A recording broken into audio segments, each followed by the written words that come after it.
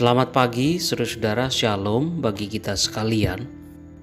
Mari kita sama-sama meluangkan waktu sejenak untuk mendengar firman Tuhan. Kiranya apa yang kita dengar pada pagi hari ini boleh menjadi berkat. Saudara-saudara, menjadi manusia berharga tentulah diinginkan oleh semua orang, siapapun. Entah itu anak-anak, entah itu remaja, pemuda, pemudi, atau bahkan orang dewasa. Kita ingin supaya kita kemudian menjadi berharga, dihargai dan sebagainya. Tetapi saudara, sayangnya perasaan itu atau perasaan berharga itu kerap kali hilang atau luntur oleh berbagai macam persoalan. Misalnya pengalaman hidup yang menyakitkan terkadang membuat seseorang kehilangan perasaan berharga di mata Tuhan. Mungkin merasa bahwa hidupnya atau dirinya bukan siapa-siapa, sehingga kemudian ada begitu banyak persoalan-persoalan hidup yang harus dihadapi. Atau perasaan di mana seseorang tidak seberharga itu sehingga kemudian tidak mampu untuk menghadapi berbagai macam pergumulan-pergumulan. Saudara, dari hal-hal ini kemudian perasaan tidak berharga ini pada gilirannya bisa membuat seseorang kemudian mengambil tindakan-tindakan yang buruk yang pada akhirnya merusak dirinya atau bahkan merugikan atau merusak juga orang lain. Nah, melalui renungan kita pada pagi hari ini kita mau diingatkan bahwa seperti apapun pengalaman kita, di mata Tuhan kita tetap berharga.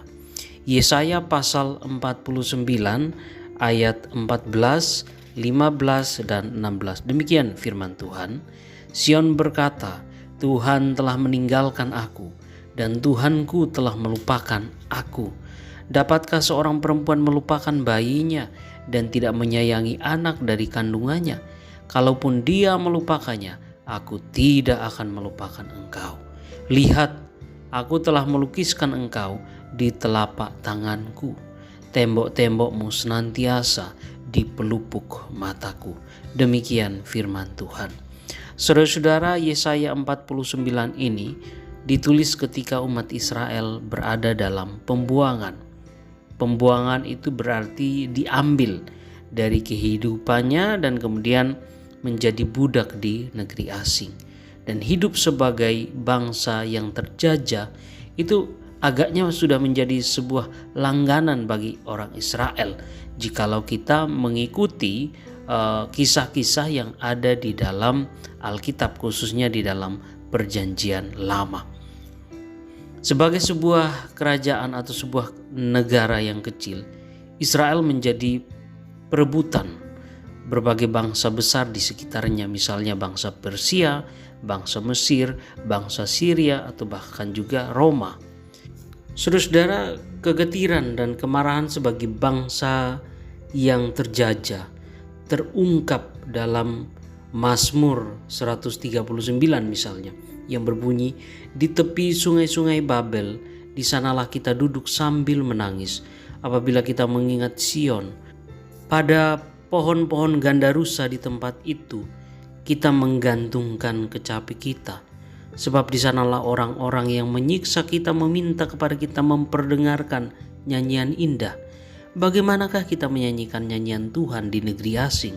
Bukankah lidahku mengering kalaupun kulupakan engkau, Yerusalem, yang lebih kucintai daripada semua kegembiraan dan pesta?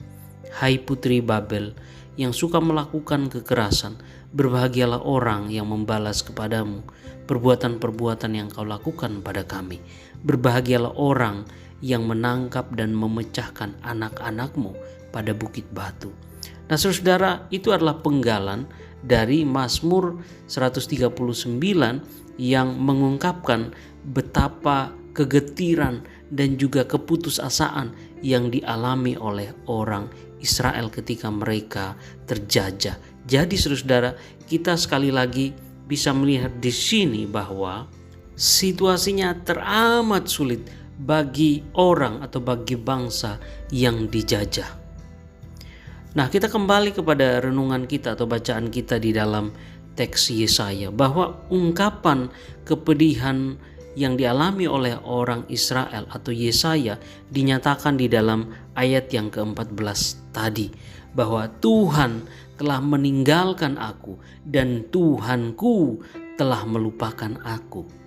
Kata meninggalkan dan kata melupakan menunjukkan bahwa ada satu kehilangan pengharapan yang teramat dalam yang dialami oleh orang Israel.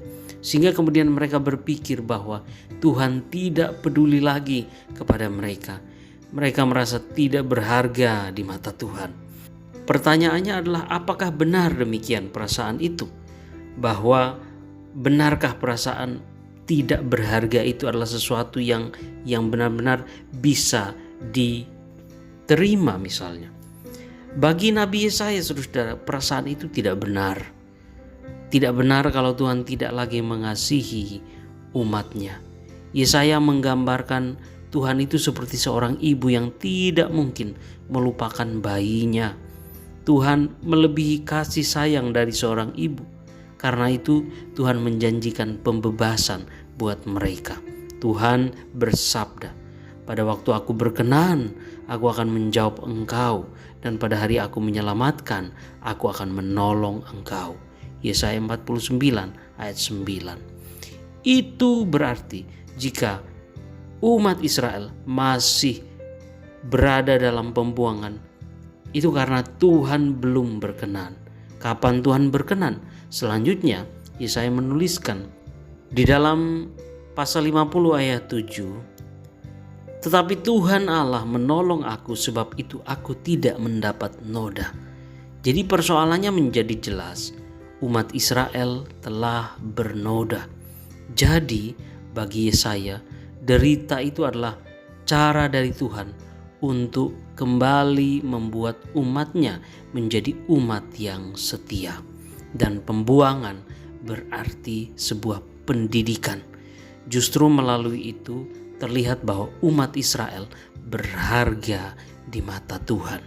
Nah, saudara-saudara sekalian yang terkasih dalam Tuhan Yesus, sebagaimana Yesaya, mari kita juga bersama-sama meyakini bahwa Tuhan mengasihi kita sekalian, karena kita adalah umat-Nya yang telah Ia tebus dengan darah-Nya, dan karena itu kita adalah orang-orang yang berharga di mata-Nya. Dan karena itu saudara-saudara, kiranya pemahaman iman semacam itu kemudian mendorong kita sekalian untuk selalu hidup setia di hadapan Tuhan.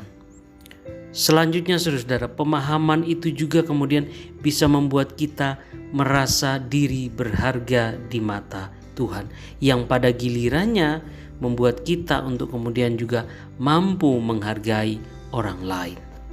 Kiranya Tuhan menyertai dan memberkati kita semua di hari ini. Amin.